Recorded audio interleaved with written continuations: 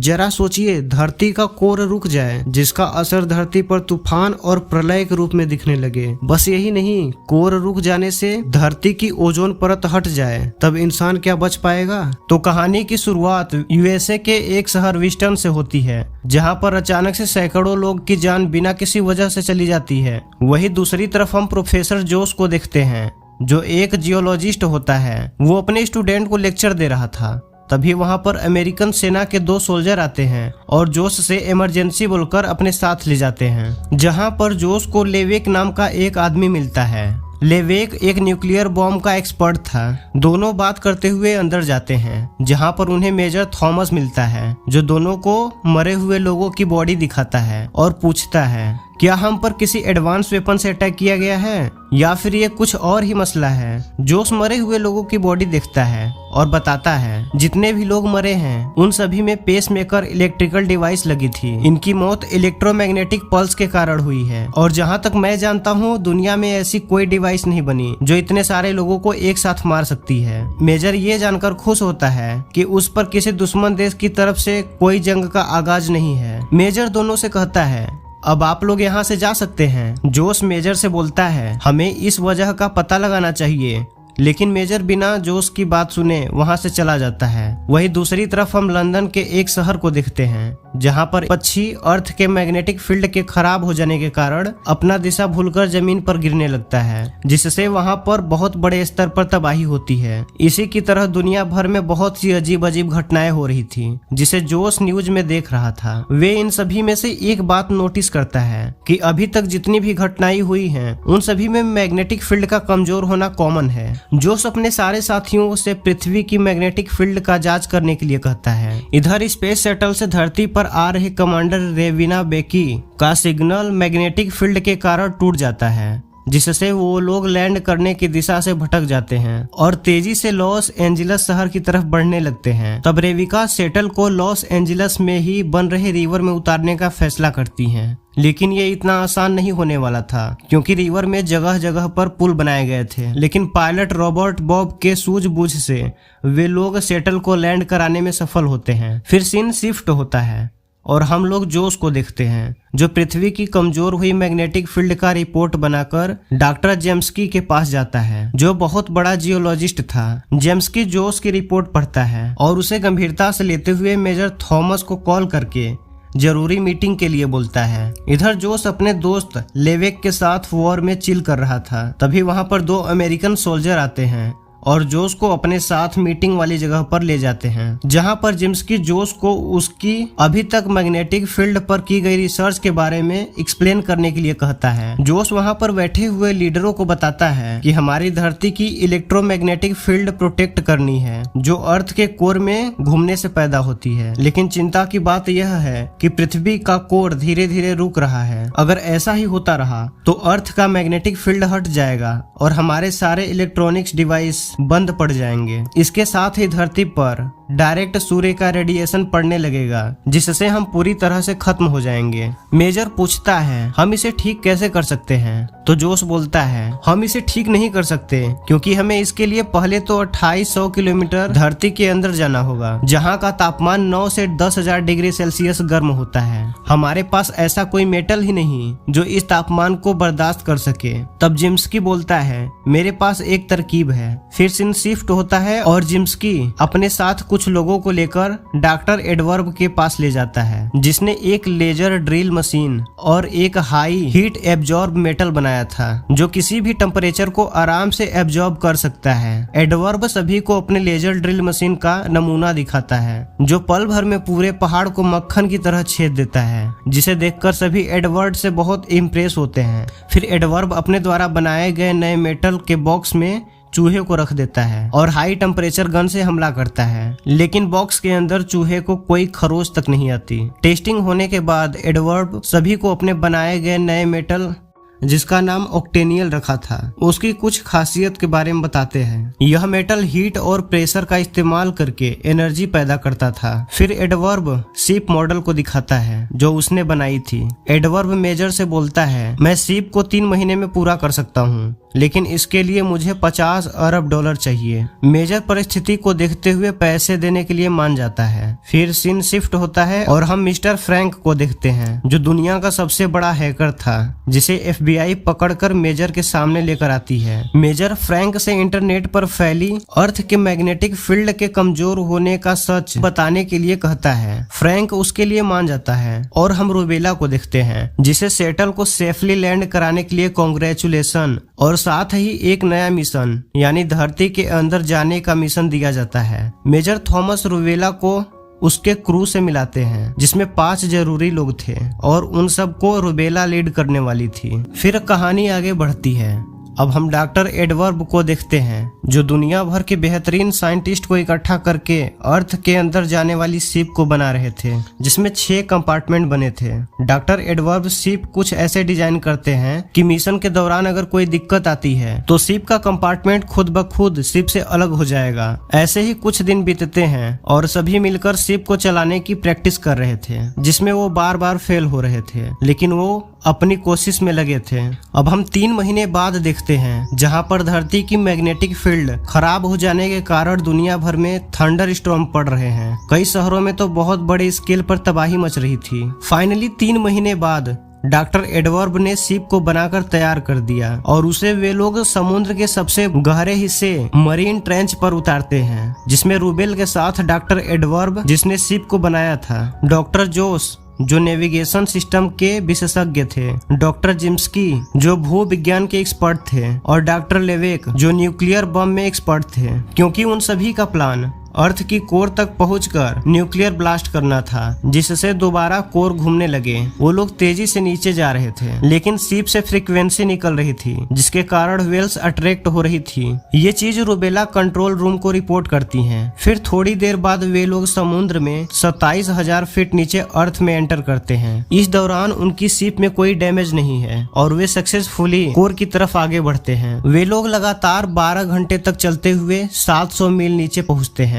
तभी उनके सामने स्क्रीन पर आगे काली जगह दिखती है। किसी को समझ में नहीं आता कि ये धरती के अंदर काली चीज क्या है। तभी जोश बोलता है, यहाँ पर कुछ भी नहीं है, ये जगह खाली है, जिसे सुनकर सभी लोग डर जाते हैं और जल्दी से अपनी सीट बेल्ट पहनने लगते हैं। तब शिप खाली जगह में चली जाती है जो कि पूरा क्रिस्टल का वेन होता है। शिप तेजी से क्रिस्टल के वेन में नीचे गिरता है। इस दौरान एक क्रिस्टल शिप के अगले हिस्से में घुस जाता है। अब उनके सामने एक बड़ी समस्या थी क्योंकि क्रिस्टल को लेजर ड्रिल मशीन से नहीं काटा जा सकता था, इसलिए क्रिस्टल को सामने से हटाने के लिए खुद बाहर जाना पड़ेगा। क्रू में से एडवर्ब के कुछ लोग शिप के बाहर जाते हैं जिसमें जिम्स्की थोड़ा सा क्रिस्टल सैंपल के तौर पर ले लेता है। वही एडवर्ब क्रिस्टल को काटने लगता है। इस दौरान जो 6 क्रू मेंबर्स बनाकर आए थे उसमें से लावा अंदर आने लगता है। रूबेला एडवर्ब को बताती है, तुम्हारे पास क्रिस्टल को काटने के लिए बस 3 मिनट है, तुम्हें जल्दी करना होगा। एडवर्ब भी क्रिस्टल को तेजी से काटने लगता है और समय रहते शिप में वापस अंदर आ जाता है। रूबेला शिप को लेकर फिर से कोर की तरफ चल देती हैं। अब उन्हें आगे बढ़ते हुए 2 दिन बीत जाते हैं। वे लोग पृथ्वी की परत से अर्थ की कोर में एंटर करने वाले थे जिसमें अभी उन्हें 5 घंटे लगने वाले थे। इस दौरान रूबेला को एक बार फिर अपने सामने कोई काली चीज नजर आती है जो चीज हिल डुल रही थी।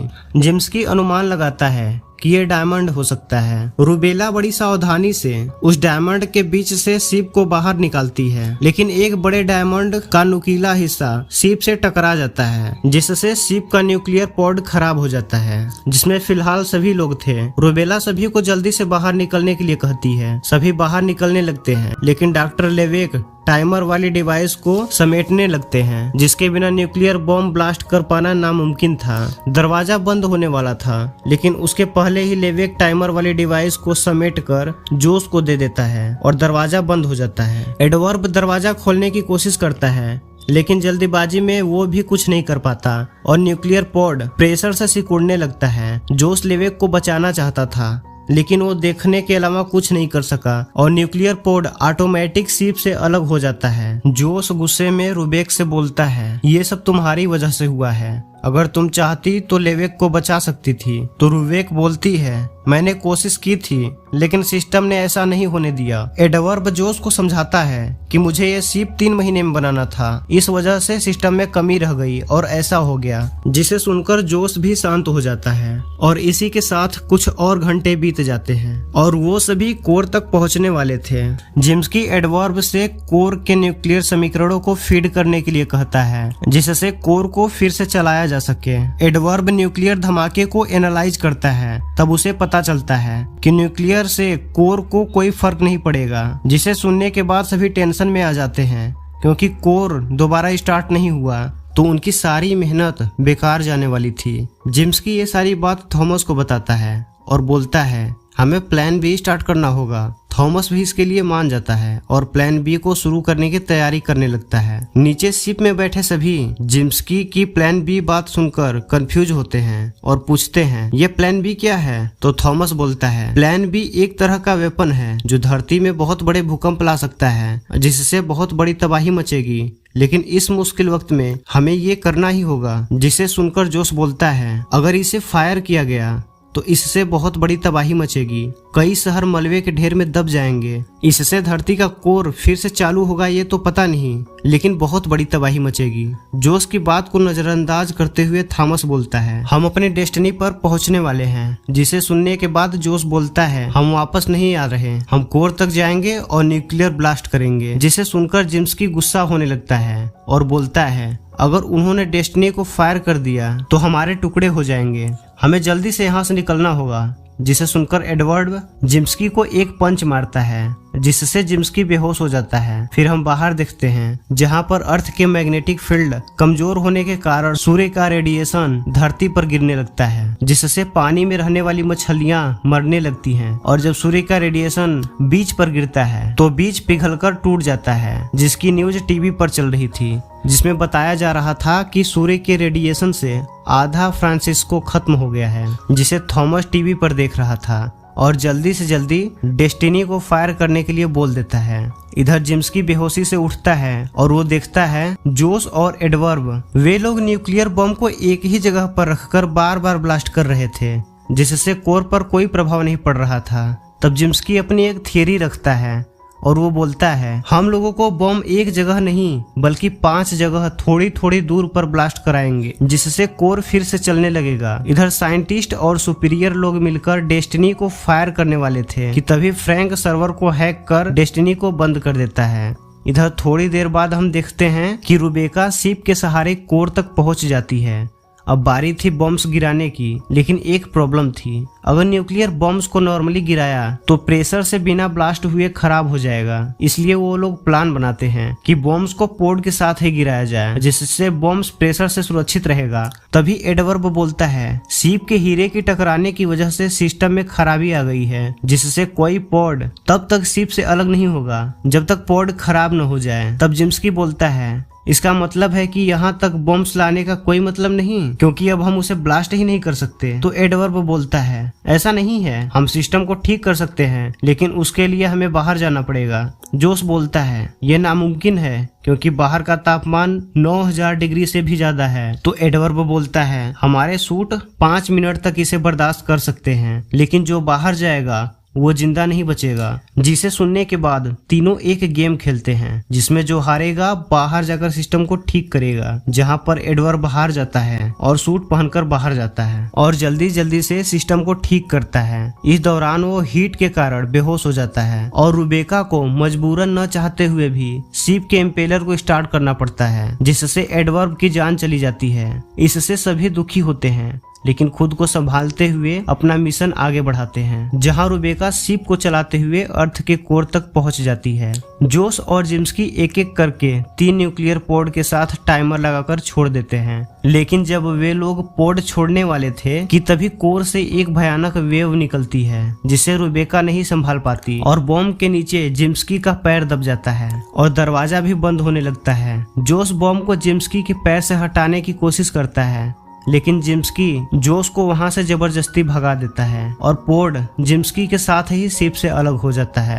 अब 5वां और आखिरी पोड बचा था जिसे छोड़ना बाकी था, लेकिन दिक्कत ये थी कि आखिरी पोर्ट शिप का पावर सप्लाई था। जोश थोड़ा सोचता है और अपना और रुबेका की जान सेक्रीफाइस कर उस आखिरी पोर्ट को भी शिप से अलग कर देता है, जिससे शिप का पावर चला जाता है। जब ये बात रुबेका को बताता है कि अब हम यहाँ फंस चुके हैं, बिना पावर के यहाँ से नहीं निकल सकते, तो रुबेका भी जोश को दिलासा देते हुए बोलती है, कोई बात नहीं, मैं तुम्हारी जगह होती तो मैं भी यही करती। ऐसे ही कुछ देर बीतता है और जोश को याद आता है कि एडवर्ब ने एक बार उससे कहा था कि उसका बनाया गया ऑक्टेनियम मेटल हीट और प्रेशर से एनर्जी जनरेट कर सकता है। ये बात जोश रुबेका को बताता है।